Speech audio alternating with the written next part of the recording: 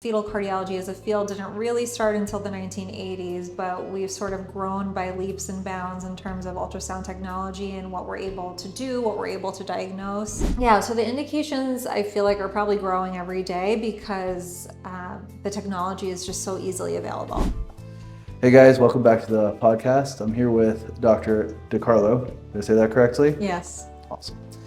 She is a pediatric cardiologist, and I have her on today because I'm currently doing a series with practitioners who are not in my field, but are around my field, who we refer people back and forth to, and we wanted to bridge the gap between when you see me to her. So let's get started. You mind introducing yourself? Yeah, thanks for having me.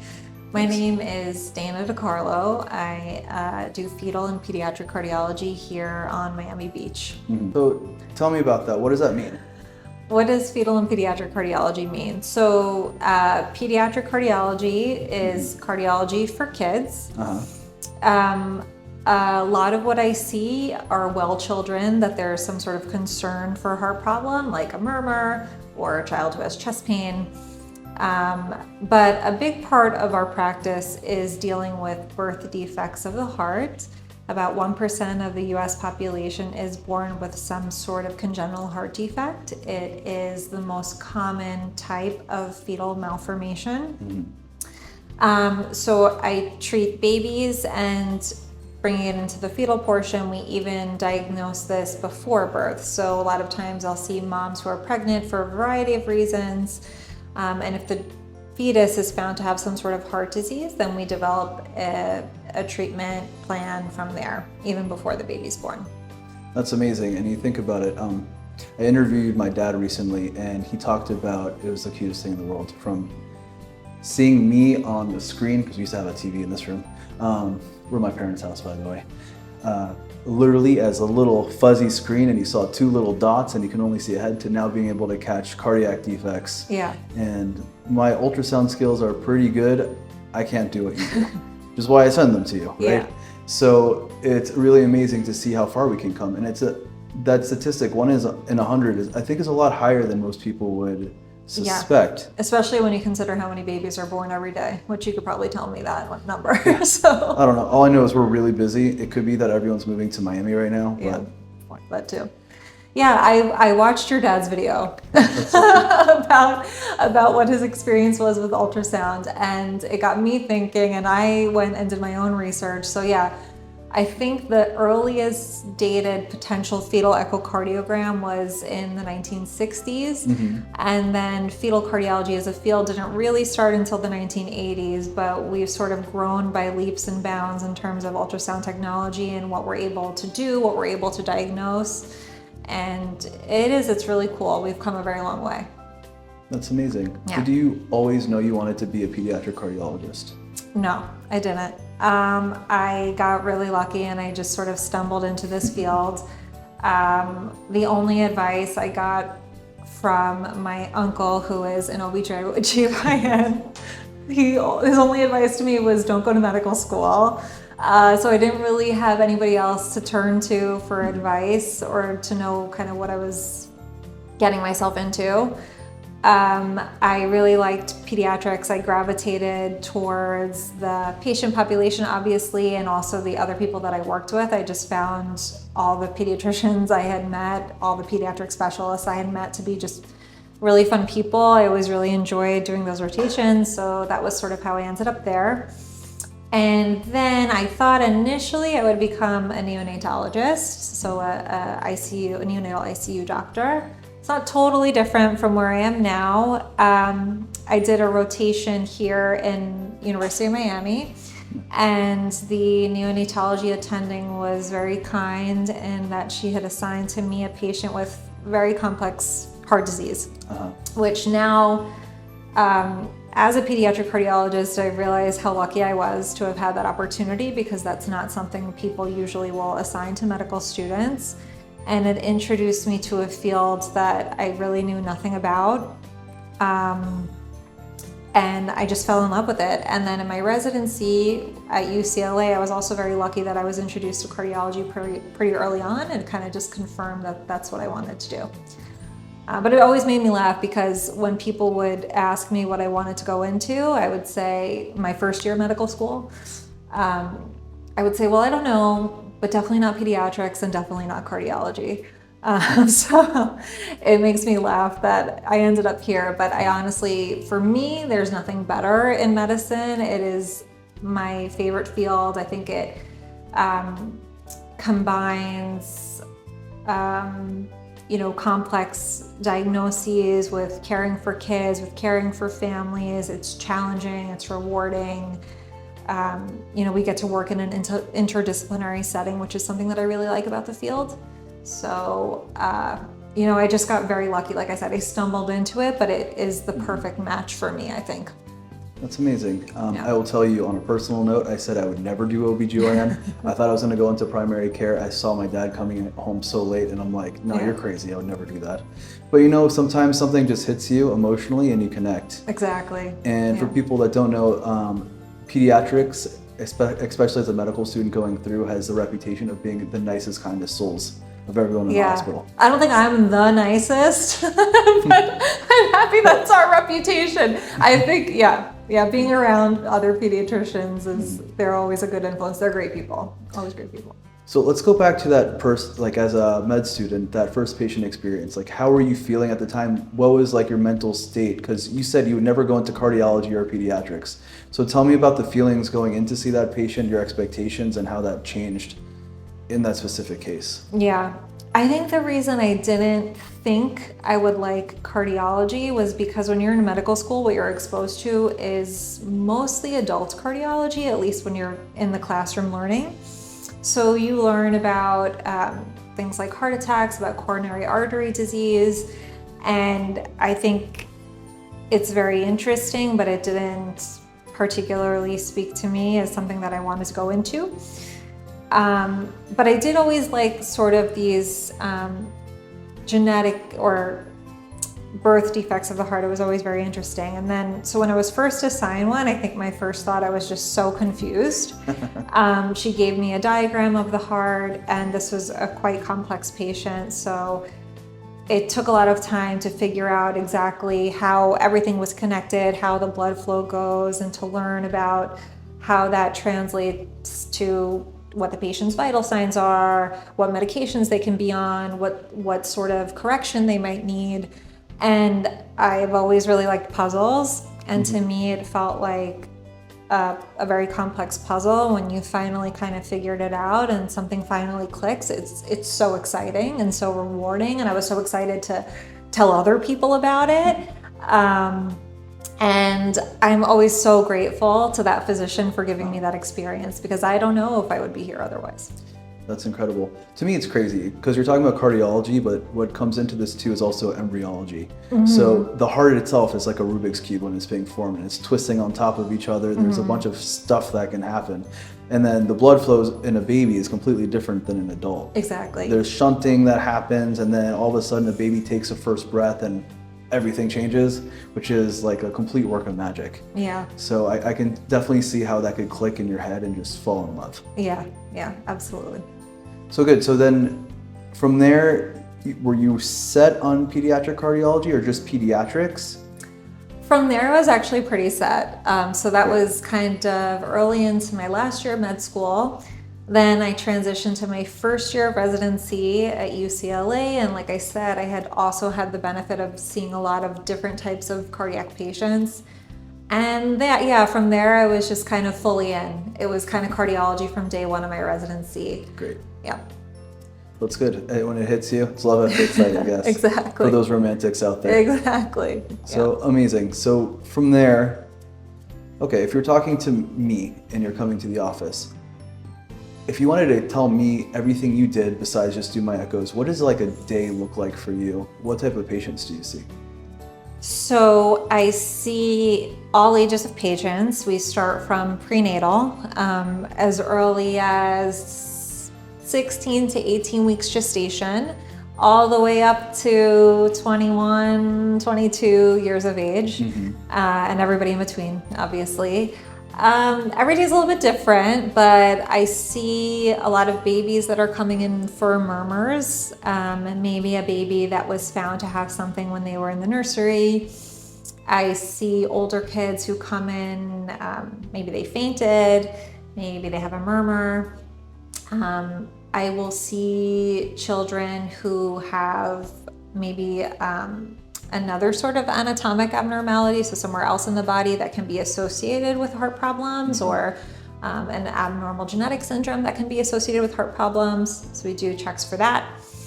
And all of that also kind of translates into the various reasons why I might see somebody for a fetal visit. So if the mom has a history of heart disease, or another family member like the dad or a sibling. Yeah, I was about to ask you, because I want you to walk me through from a patient. So who would get a fetal echo?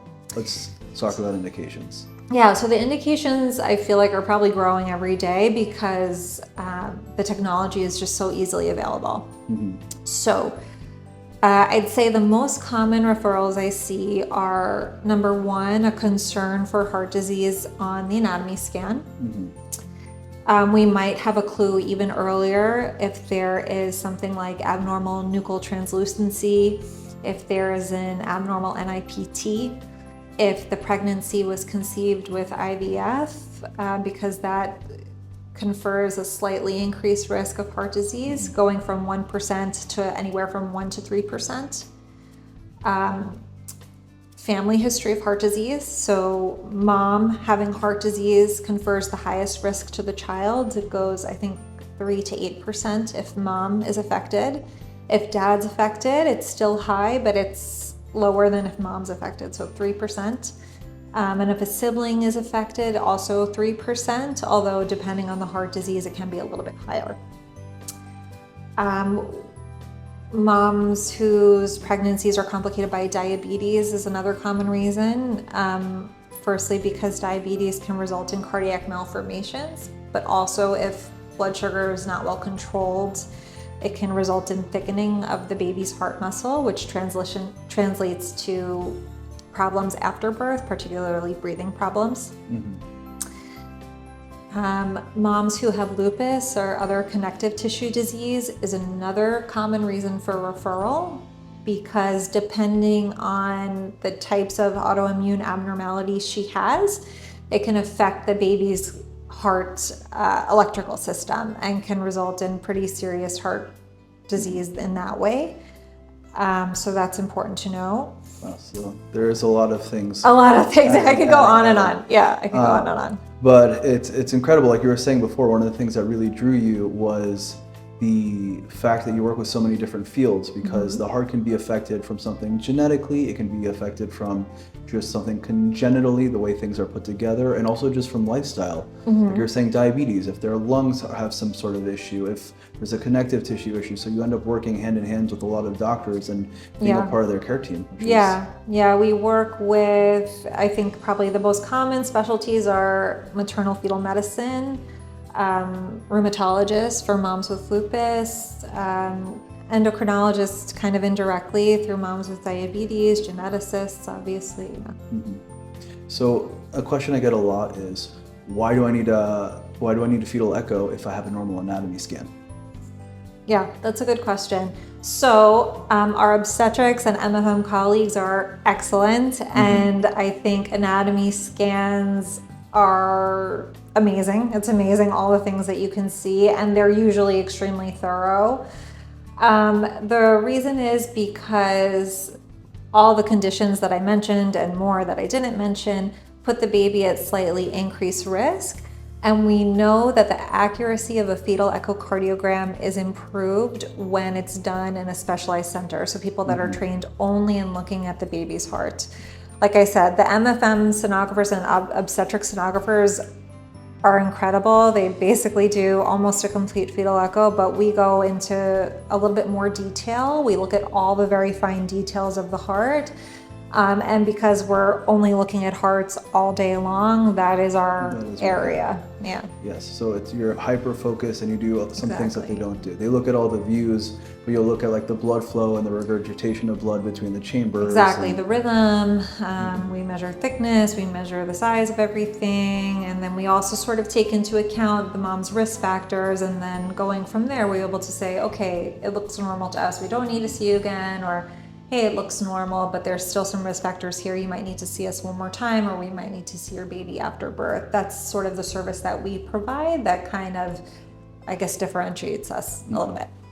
Yeah, so I wanted to go into that as well, because actually where I trained, there was an MFM there was a pediatric cardiologist and an MFM that both did fetal echoes. But what was interesting to me, from your perspective, you follow the babies once they're out. So what I wanted to go into there is, imagine there was a patient that was coming to see you and there was suspicion for, say, a heart defect. Let's call it a ventral septal defect or something. What is their experience coming into the office? Because I don't think people realize how long a fetal echo is. Yeah. And how is that patient then followed afterwards? Yeah. So the experience in the office, we'll start with that. You don't need a full bladder when you come in for this scan, which is a little bit more comfy than going for your anatomy scan. Other than that, the actual process of doing the test is similar to your anatomy scan. So we just go over the belly, we use the same sort of equipment. Timing of the test, it can take, depending on the baby's position, it can take maybe 30 to 40 minutes. Maybe longer if there's things that we're having trouble seeing, or we might ask to have you back if we don't see everything on the first try.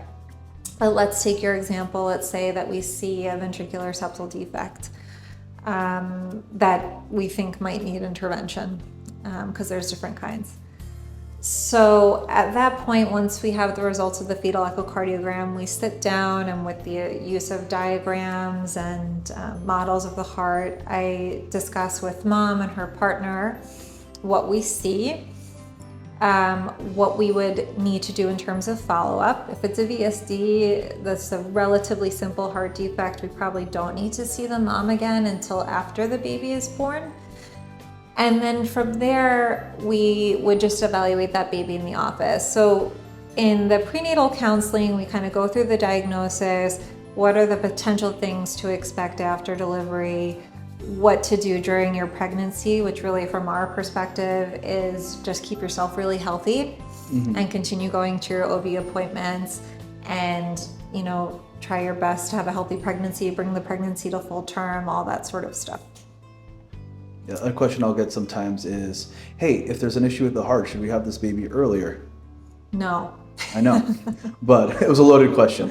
It's a loaded question, but generally, let's say generally, as long as the baby is doing well, meaning that when you go to your OB appointments and the OB is looking at the baby and your non-stress test is good and all the Dopplers are looking good, it's always better to have the baby where it belongs in utero until the baby is full term.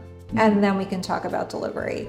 And as long as the baby is continuing to look healthy, then, you know, the reasons for delivery are really your obstetrical indications, right? So if the baby's still healthy inside and there's no risks to mom or the baby by keeping the baby in a bit longer, that's better. Because always, the bigger the baby is, if there needs to be some sort of intervention, that's always helpful to us. Yeah. Good. Yeah. So from there, let's take it from out of my field. We deliver the baby, everything is fine. What happens? Because you talked about, you almost were a neonatologist, but the baby comes out, what happens now? Okay.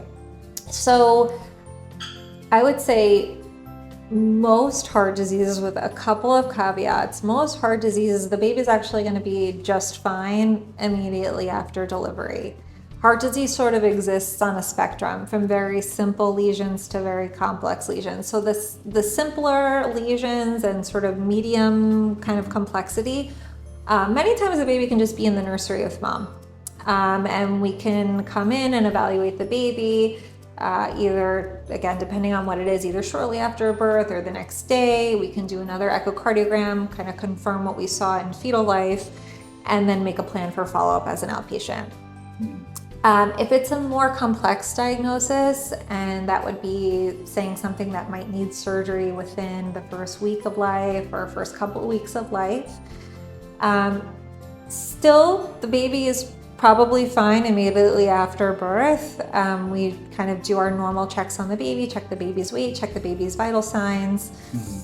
The baby, depending on the heart disease, might be able to stay in bond with mom, or it might need to go to the neonatal ICU to have certain medicines started to make sure that he or she is stable.